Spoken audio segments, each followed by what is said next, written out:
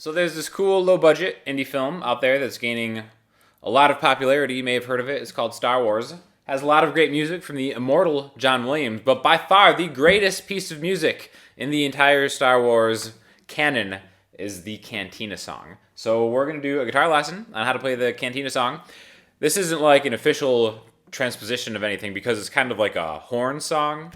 So this is just near what I can pick out how it would sound on guitar. So I just kind of made up a version of it, slowed it down a little bit, and made it a duet because we need more guitar duets in the Star Wars world. So here's what it's going to sound like.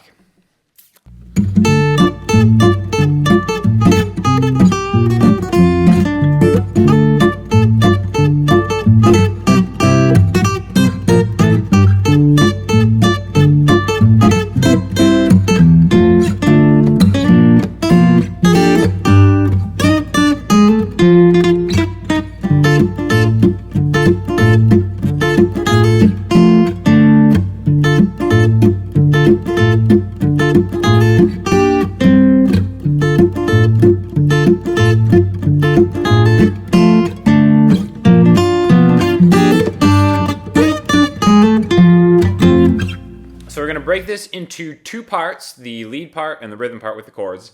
And each part is going to be two sections of 4 parts each. So let's jump right into it. This is going to be the lead part first, right? So we're going to start by using just these first 2 frets. This is going to be the 10th fret, and we're going to use the B string and the E string. And it doesn't really matter what fingers you use. I think the best, most efficient way to do it is using your ring finger on the B string and your pinky on the high E string. And the first part of this section is going to sound like this.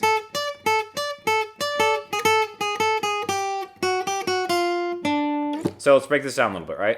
I'm just going back, bouncing back and forth between the B string and the E string. And notice, the way to kind of make it sound like this isn't going like this. I'm kind of choking each note, so I'm getting like a, and not a sustained. And it kind of, gives that bite to it, that signature kind of sound to it. So again, we're going back and forth. B, E, B, E, B, E, B, 9, 10. So that part is going to be the beginning of most of these actual sections, right? So again, one more time. And then after that, we're going to jump right back to your middle finger, and we're going to stay in a position with your hand, right? So I'm not going to be moving around.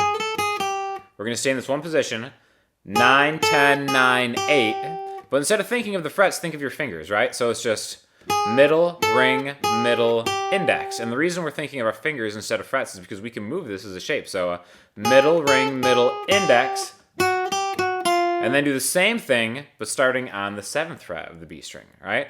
So I'm doing this one move, and then repeating it back here. And then ending with your middle finger up on the G string, right? So,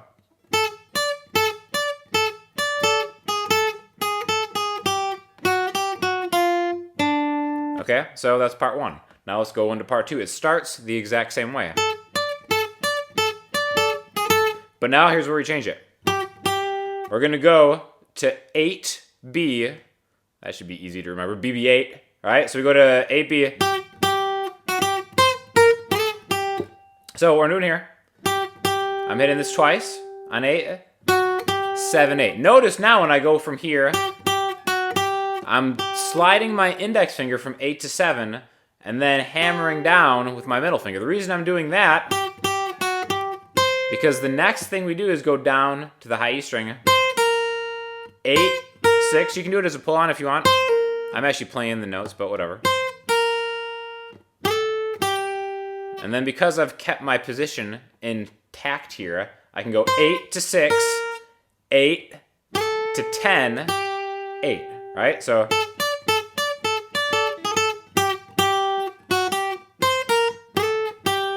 that's part 2.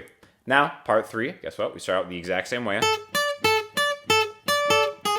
Here, same thing as the first 2 parts. Now we're going to change it.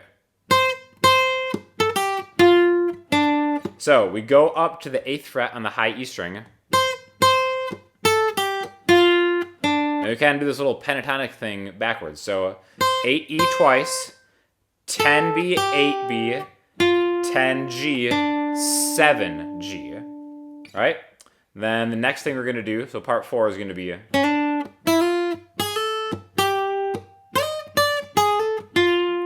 so these are all going to be 1 fret slides. I'm going to start with my ring finger on the 6th fret of the G string, slide from 6 to 7. Do the same thing, but back a fret down a string. 5 to 6, high E string, 4 to 5, and that puts my pinky in position to hit 8 on the B string. So one more time.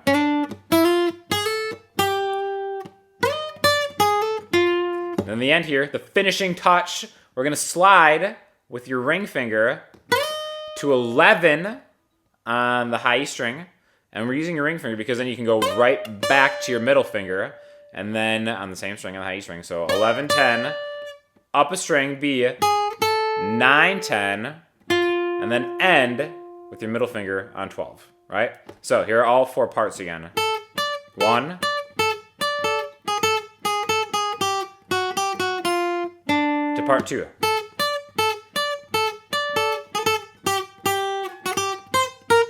Part 3.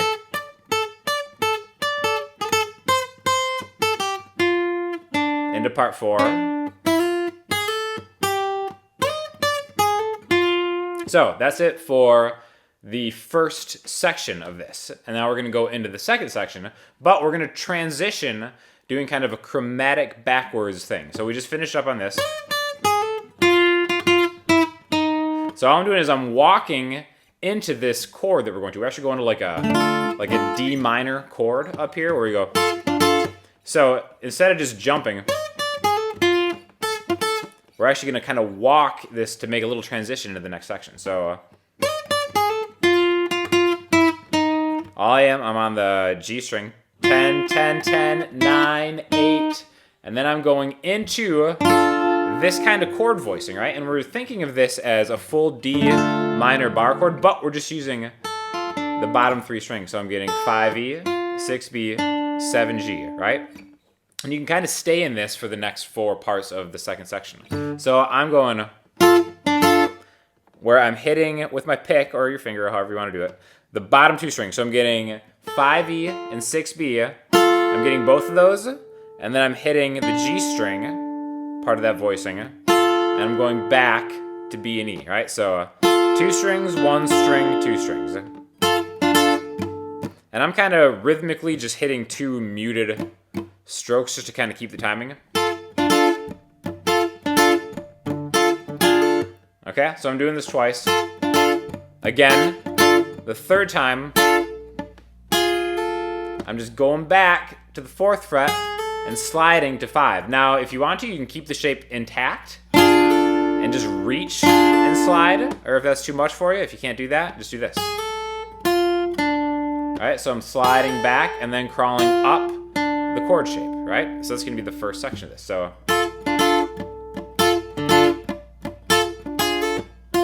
now the second time you do it, it's going to be really similar. Now we're going to change it.